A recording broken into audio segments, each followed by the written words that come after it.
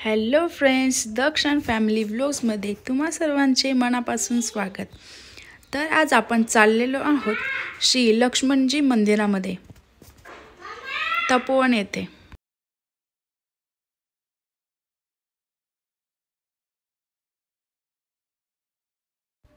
नाशिक म्हटलं की तपोवन आलंच। इकडे सकाळी सकाळी लोक मॉर्निंग वॉकसाठी सुद्धा येतात। इकडे बहुतेक लोक प्री वेडिंगच्या शूटिंगसाठी येतात। फोटोशूट खूप छान होतं इकडे, कारण वातावरण तेवढं सुंदर आहे।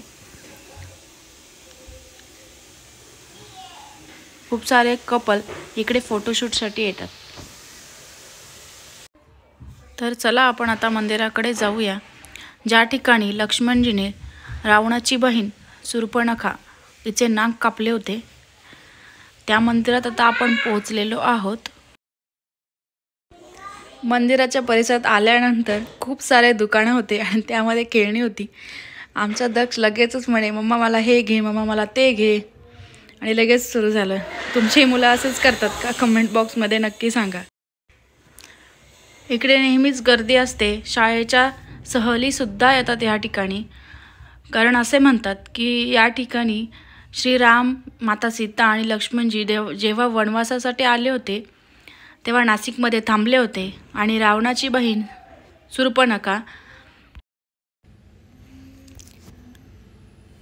फक्त एका शूर्पणखेमुळे माता सीतेचे हरण झाले आणि एवढे मोठे रामायण घडले।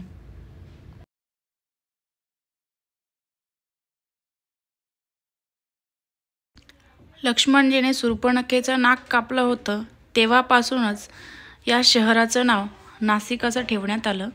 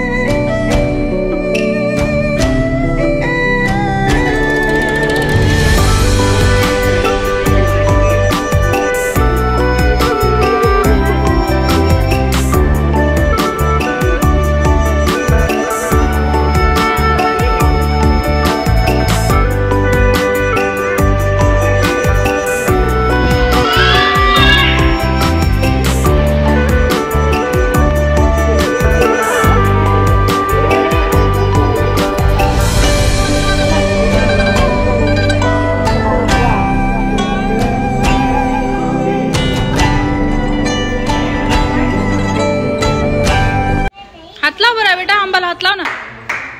आंबाला हात लावला तू?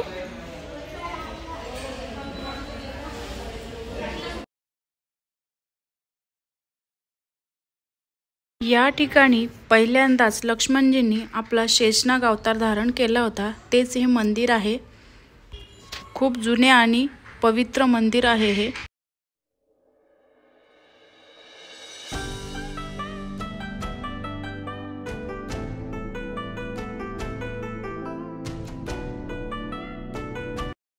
श्रीराम, माता जानकी आणि भ्राता लक्ष्मणजी हे तिघेजण 14 वर्ष वनवासासाठी गेले होते। ते हे दृश्य आहे। याच पवित्र ठिकाणी माता शबरीने श्रीरामजींना त्यांची उष्टी बोरे खायला दिली होती।